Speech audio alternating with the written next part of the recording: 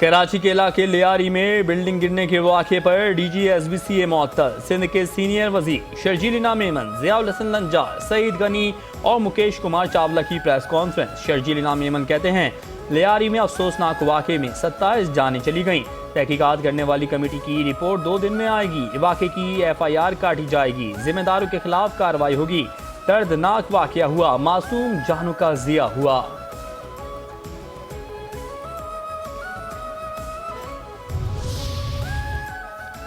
सिंध हुकूमत का लियारी वाक़े में जाँ बहक होने वाले हर शख्स के अहले खाना को 10 लाख रुपए देने का ऐलान। वज़ीर बल्दियात सईद गनी कहते हैं, इमारत गिरने का वाक़या अफसोसनाक है। लवाहिकीन को फौरी तौर पर माली इमदाद फराहम की जाएगी।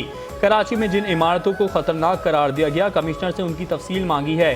कोताही के जिम्मेदारों के खिलाफ सख्त कार्रवाई होगी।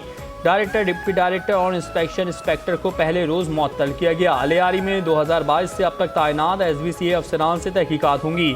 कराची में 588 इमारतों को खतरनाक डिक्लेयर किया गया। जो इमारतें खस्ता हाल होंगी उन इमारतों को गिराया जाएगा। कमिश्नर कराची 2 हफ्ते में इन इमारतों की रिपोर्ट जमा कराएंगे।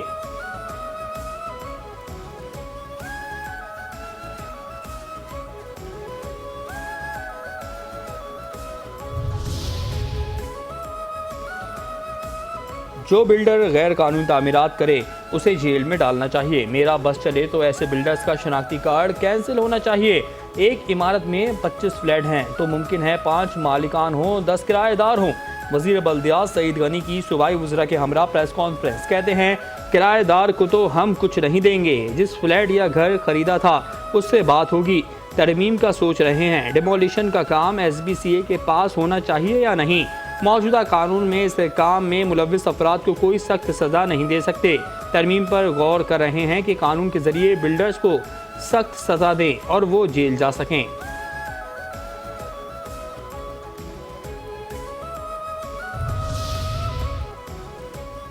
कराची के इलाके लियारी बगदादी में इमारत गिरने का सानहा। वज़ीर आला सिंध मुराद अली शाह की ज़ेर सदारत आला सतह का इजलास आज होगा। ज़राए के मुताबिक वज़ीर बल्दियात Saeed Ghani, chief secretary SBCA सरबराह शिरकत करेंगे। कमिश्नर कराची सैयद हसन नकवी, महकमे बल्दियात और रेस्क्यू हुकाम भी इजलास में शरीक होंगे। वज़ीर आला सिंध को लियारी वाक़े और इमदादी सरगर्मियों पर ब्रीफिंग दी जाएगी। SBCA हुकाम शहर में मखदूश करार दी गई इमारतों से मुतालिक आगाह करेंगे।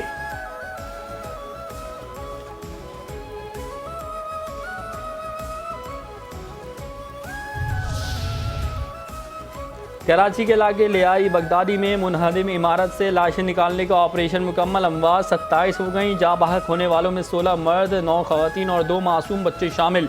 11 जख्मियों में 10 को तिब्बी इमदाद के बाद अस्पताल से फारिग कर दिया गया, जबकि एक मरीज अब भी ज़ेर इलाज है। पाकिस्तान में कानून की हुक्मरानी है। हमने मुत्तहद होकर तरक्की की मनाजिल को तय करना है। वफाकी वज़ीर कानून और इंसानी हुकूक आज़म नज़ीर तारड़ का तकरीब से खिताब। कहते हैं, हमें नफरत नहीं मोहब्बत बांटनी है। आइन जब जहनों और दिलों में बसता है तो तरक्की की राहें खुलती हैं। हमें तरक्की करता पाकिस्तान देखना है।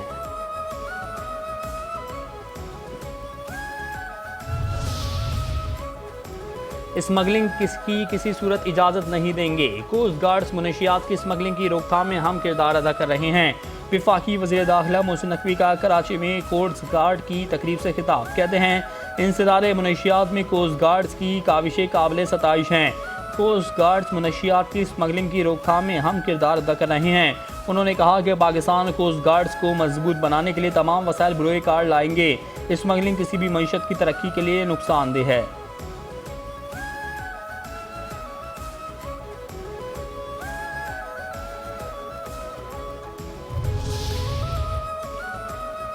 ये नहीं हो सकता, आइन की दफात का मनपसंद इस्तेमाल किया जाए। स्पीकर पंजाब असेंबली मलिक अहमद खान की प्रेस कॉन्फ्रेंस। कहा, चाहे तो आर्टिकल 62 और 63 को निकाल कर बाहर फेंक दें। मैं अपने इख्तियारात से 1 इंच आगे नहीं बढ़ूंगा। आइन मैंने नहीं लिखा। मैं तो आर्टिकल 62 और 63 का मुखालिफ हूँ। पानामा केस में आसिफ सईद खोसा के फैसले ने स्पीकर को नाअहली का इख्तियार दिया। मेरी रूलिंग के खिलाफ बहुत कुछ लिखा और कहा गया। मैंने अपोजिशन को बोलने का पूरा मौका दिया। अपोजिशन लीडर ने सवाल उठाया, क्या मैं रेफरेंस भिजवा सकता हूं या नहीं। बतौर स्पीकर अपना किरदार पूरी ईमानदारी से निभाने की कोशिश करता हूं। बतौर स्पीकर मेरा फ़र्ज़ है अपोजिशन के साथ हुकूमती बेंचों का भी खास ख्याल रखूं। 1.5 साल में अपोजिशन की हर बात को तरजीह दी, हुकूक की निगहबानी की।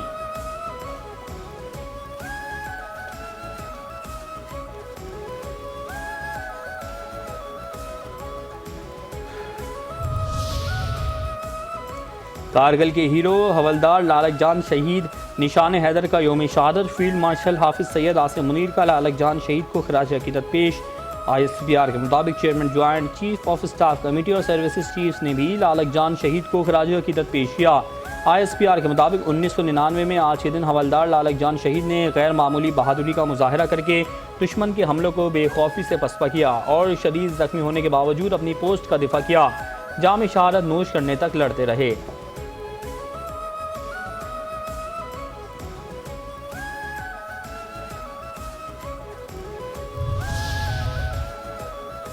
सदर मुमलिकत आसिफ अली जरदारी और वज़ीर आज़म शहबाज शरीफ का कारगिल हीरो हवलदार लालक जान शहीद निशान हैदर को खराज अकीदत पेश। सदर जरदारी ने कहा, शहीद की बहादुरी और हुब्बुल वतनी हमेशा याद रखी जाएगी। लालक जान शहीद की कुर्बानी पाकिस्तान की तारीख में सुनहरे अल्फाज में हमेशा याद रखी जाएगी। शहबाज शरीफ ने पैगाम में कहा कि हवलदार लालक जान शहीद निशान हैदर ने अपनी जान की परवाह किए बगैर दुश्मन के नापाक अज़ाइम को खाक में मिलाया और वतन की खातिर अजीम कुर्बानी दी। दुश्मन के हमले हवलदार लालक जान शहीद के हौसले पस्त ना कर सके। पाकिस्तानी कौम अपने शहदा की कुर्बानियों को कभी फरामोश नहीं कर सकती। अफवाज पाकिस्तान के शहदा और उनके अहले खाना मुझ समेत पूरी कौम का फ़ख्र हैं। वतन अजीज़ की हिफाजत के गैर मुतज़लज़ल अज़्म में पूरी कौम अफवाज पाकिस्तान की शाना बशाना खड़ी है।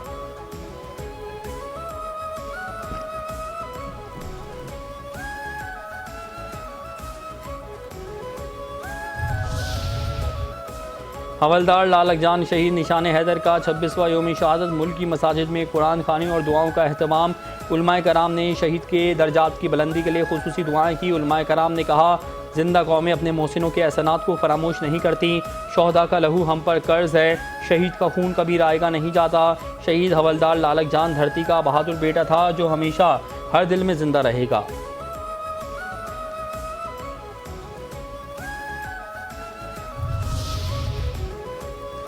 पाकिस्तान स्टॉक एक्सचेंज में कारोबार के दौरान 1629 पॉइंट्स का इजाफा। 100 इंडेक्स तारीख की बुलंद तरीन सतह पर पहुंच गया। 1,33,578 पॉइंट्स का इजाफा। 306 कंपनियों के हिस्से में इजाफा। 153 कंपनियों के हिस्से में कमी। 16 कंपनियों के हिस्से मुस्तहकम।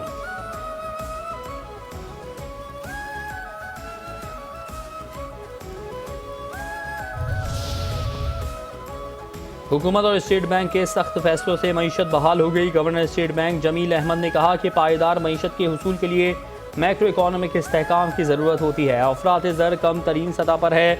करेंट अकाउंट सरप्लस हो चुका। माजी के मसाइल से बचने के लिए ज़रूरी है गलतियाँ ना दोहराई जाएँ। हमें पायदार मईशत की जानिब गामजन होना होगा।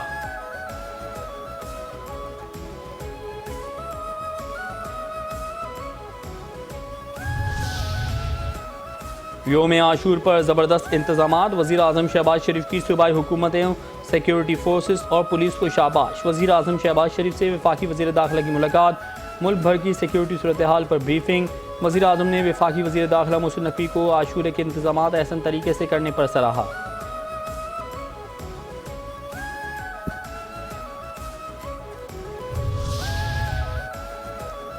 वफाकी वज़ीर दाखिला मोहसिन नकवी का आशूरे के तमाम जुलूस और मजालिस अज़ा के बखैर आफियत इख्तिताम पजीर होने पर इत्मीनान का इजहार। फ़ौज, रेंजर्स, पुलिस इंतजामिया और दीगर सिक्योरिटी इदारों की मेहनत और प्रोफेशनल अप्रोच को खराज तहसीन। मोहसिन नकवी ने कहा है, आशूरे का पुरअमन इनेकाद कौमी यकजहती और फोर्सेस की मिसाली कारकर्दगी का मज़हर है। उलमाए कराम ने भाईचारे और बैनुल मसालिक हम आहंगी के फ़रोग में अहम किरदार अदा किया।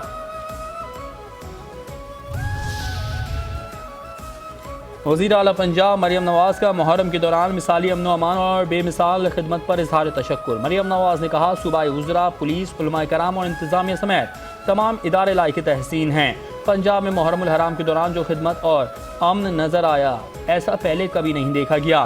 पहली बार पंजाब के वज़रा 10 दिन अज़ादारों की खिदमत में फील्ड में मौजूद रहे। तमाम उमूर की बारीक बीनी से निगरानी की गई।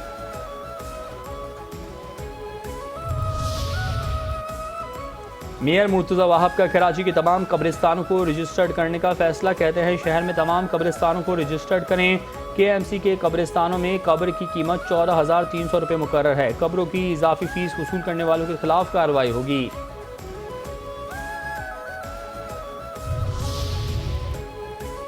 ब्राज़ील में ब्रिक्स सरबराही इजलास में भारत को एक और सिफारती धचका। ब्रिक्स एलामिये में पहलगाम वाक़े की मज़म्मत। पाकिस्तान का नाम नहीं लिया गया। भारत ने पहलगाम वाक़े में पाकिस्तान का नाम शामिल करवाने की भरपूर कोशिश की थी। FATF में भी भारत की कोशिश नाकाम रही। पाकिस्तान को ग्रे लिस्ट में रखने का भारतीय प्रोपेगेंडा नतीजा खेज साबित न हो सका।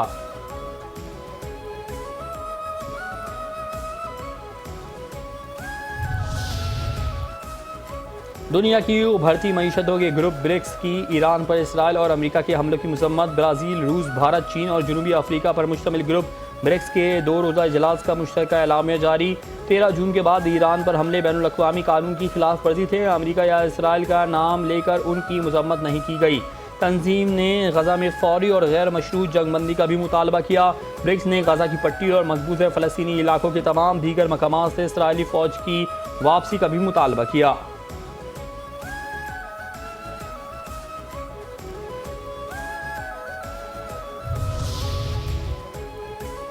ट्रंप की ब्रिक्स के हामी ममालिक को 10% इजाफी टैक्स लगाने की धमकी। अमरीकी सदर ने ऐलान किया जो ममालिक ब्रिक्स की अमरीका मुखालिफ पॉलिसियों की हिमायत करेंगे उन पर 10% इजाफी टैरिफ आयद किया जाएगा। किसी मुल्क को कोई रियायत नहीं दी जाएगी।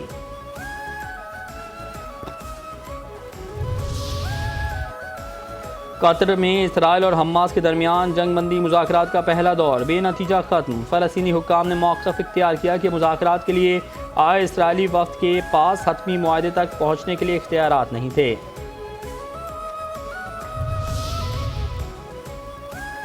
अमरीकी सदर रवा हफ्ते गजा में जंगबंदी मुआहदे के लिए पुरुमीद। डोनाल्ड ट्रंप ने कहा रवा हफ्ते हमास के साथ मुआहदा करने का अच्छा मौका है।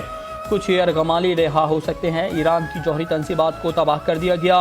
ईरान से मुस्तकिल मुआहदे के लिए नेतन्याहू से बात करूंगा। डोनाल्ड ट्रंप का कहना था रूसी सदर पुतिन से हालिया फ़ोन कॉल पर मायूस हूँ। एलॉन मस्क का तीसरी सियासी जमात बनाना मुज़हिका खेज है।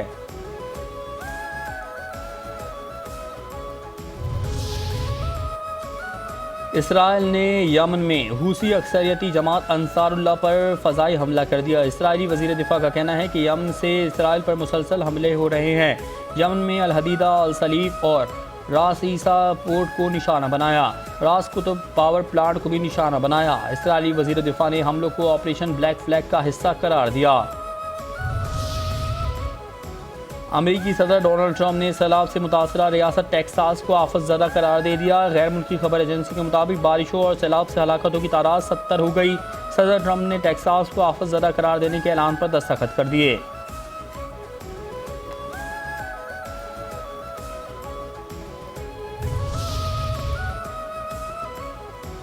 लीबिया से यूनान के लिए गैर कानूनी तारिकीन वतन का सैलाब उमड़ आया। 2 दिन में मुख्तलिफ ममालिक के 800 से ज़्यादा तारिकीन वतन समंदरी रास्ते से क्रेती जजीरा पहुँच गए। तारिकीन वतन की रोज़ रोज़ आमद जजीरे पर सूरत हाल काबू से बाहर होती जा रही है।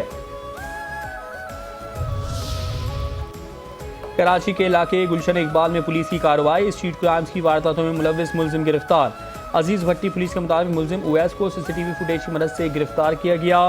गैर कानूनी असलहा और नकदी बरामद।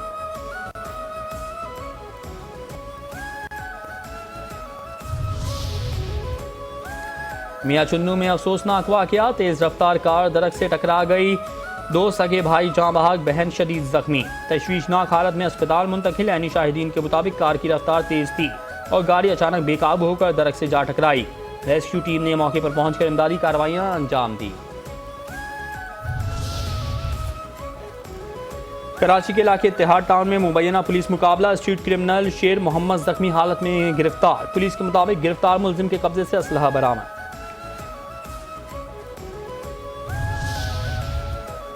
कराची के इलाके गुलिस्तान जौहर, सुराबगोड, गुलशन इकबाल और नाजमाबाद में SIU पुलिस की कार्रवाइयाँ। इक़दाम कत्ल, भत्ताखोरी और डकैती में मतलूब 4 खतरनाक मुलजिमान गिरफ्तार। असलहा, गोलियाँ और मोबाइल फ़ोन्स बरामद।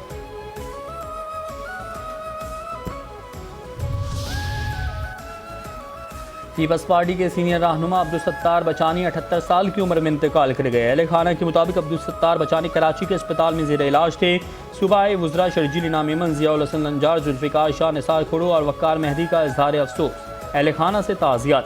शर्जील इनाम मेमन ने कहा कि मरहूम अब्दुल सत्तार बचानी एक बाउसूल, मिलनसार और अवाम दोस्त शख्सियत थे। उन्होंने पानी, ज़िंदगी, अवाम की खिदमत और जमहूरियत के फ़रोग़ के लिए वक्फ़ की।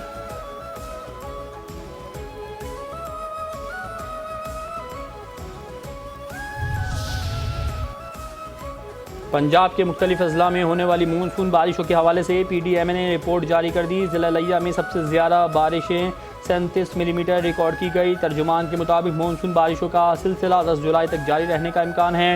आइंदा 24 घंटों में पंजाब के बेशतर इलाकों में शदीद बारिश मुतवक्के।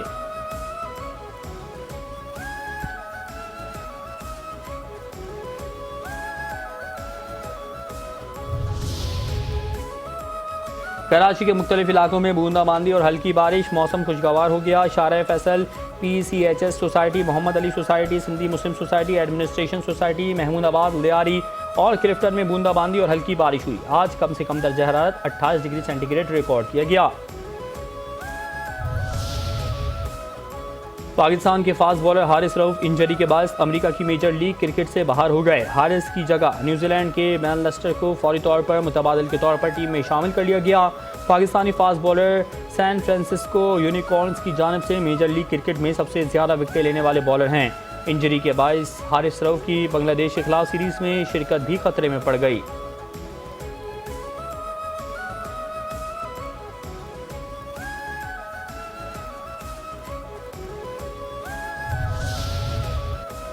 और PCB ने डोमेस्टिक कैलेंडर का ऐलान कर दिया। प्रोग्राम के तहत सीज़न का आगाज़ 15 अगस्त से हनीफ मोहम्मद ट्रॉफ़ी से होगा। कायद-ए-आज़म ट्रॉफ़ी 22 सितंबर से 7 नवंबर तक खेली जाएगी। कौमी T20 क्रिकेट टूर्नामेंट यकम से 12 मार्च तक फैसलाबाद में होगा। 4 डिपार्टमेंटल टूर्नामेंट्स भी इस सीज़न का हिस्सा होंगे।